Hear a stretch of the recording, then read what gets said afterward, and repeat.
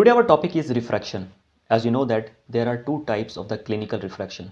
The first one is called the subjective refraction, and in subjective refraction the involvement of the patient is 100%, but in objective refraction we need minimum involvement of the patient. In objective refraction we required a retinoscope or the autorefractometer. To treat the refractive errors by the means of a retinoscope, we utilize the technique which is called the neutralization. But before learn about the neutralization, we must have the concept of the far point. And in this video, we will learn about the different far points in different refractive errors. The definition of the far point is the point in the space which conjugate with the fovea centralis of a person and when the accommodation of a person is totally relaxed. As you can see that this is our eyeball and this is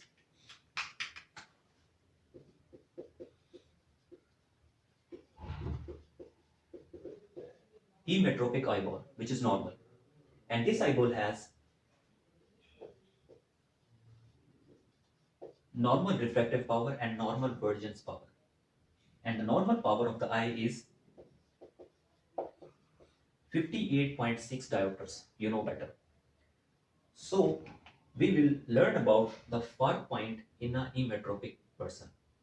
And you know that the far point of an emmetropic person is optical infinity, right? Suppose this point is optical infinity and the light rays which are coming from the optical infinity, an object is there at the optical infinity and the parallel light of rays are coming from the optical infinity, and when these light rays will coming towards the eyeball, before hitting the cornea the light rays are parallel, and when these light rays will penetrate the most important and the most refractive structure of the eyeball, which is called the cornea, which has the 43 diopters of the power, these light rays will change its path. It will show some refraction. And after the cornea, the second optical structure, which is called the aqueous humor, which is plasma-like structure, which is plasma-like liquid. And after that, we have second most important structure, which is a refractive structure, which is called the crystalline lens. And the power of the crystalline lens is 15 diopters. And when these parallel light of rays will hit the cornea and will hit the lens, they will gain a effective power, which is called a converging power, because the crystalline lens and the cornea are the convex lenses.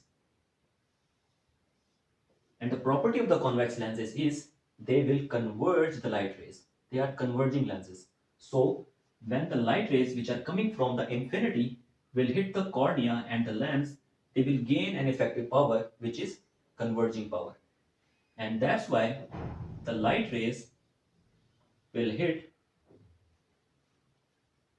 the macula lutea, which has the sharpest visual acuity. So now you can see the object at the infinity and the fovea centralis and the macula lutea are conjugating with each other. So when the object at the infinity and this macula will conjugate with each other, so that would be the far point of an emmetropic patient. So we proved that the far point of an emmetropic person is the optical infinity. And now we will learn about the far points of different refractive errors. And now we will find out the far point of a myopic eye. As you know that the power of a myopic eye is greater than the normal one, right? So to find out the far point of a myopic eye, we considered, for example, we considered this macula of the eye as our object. For example, this macula is our object. And from this object, the light rays are traveling towards the lens and the cornea. And as you know that the crystalline lens and the cornea both are convex structures.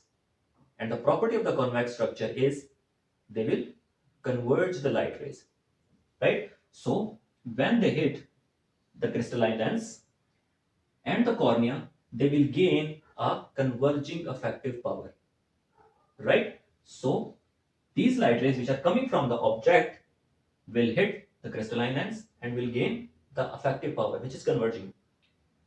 When they hit the cornea, they will gain the effective power which is converging. So they converge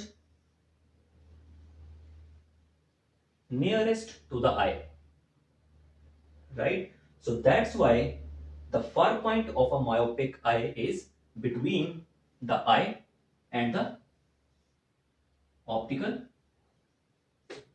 infinity, right? Now we will prove that if a patient of myopia has one diopter of myopia, so where would be the far point of that patient?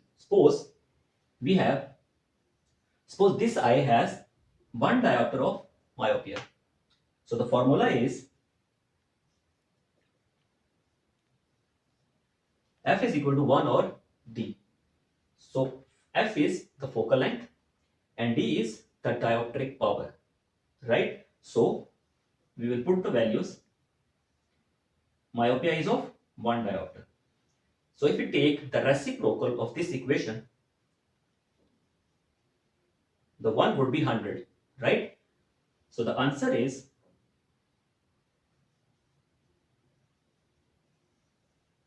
100 centimeter. So if the eye got 1 diopter of myopia, the far point of that concerned eye would be at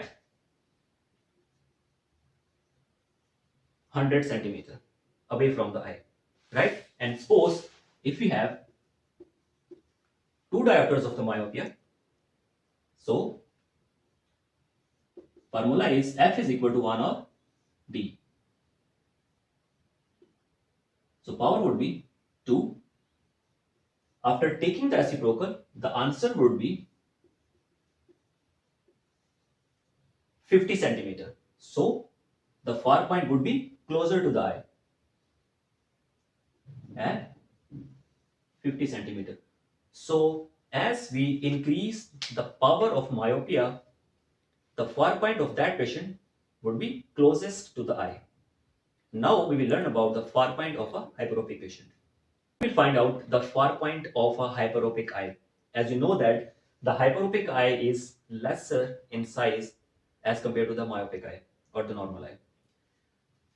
So in hyperopic eye, again we will consider, for example, this macula as our object. Right now we don't know about the far point of the hyperopic eye. So we considering this macula as our far point. Sorry, the object. So this is our object, right? And the light rays are traveling from the object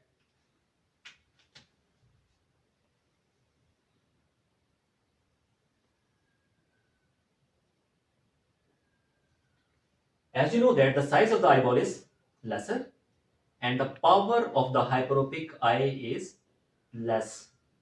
The hyperopic eye has the deficient plus power, the deficient converging power.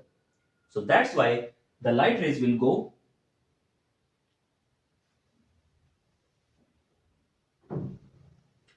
divergent because the hyperopic eye has least converging power, the least plus power, the least convex power. So that's why the light rays will go divergent, right? So we don't know where is the far point of the hyperopic eye. It is beyond the infinity due to the less convex power of the eye.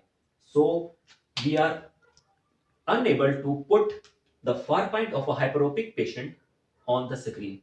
So for the purpose of the learning, we will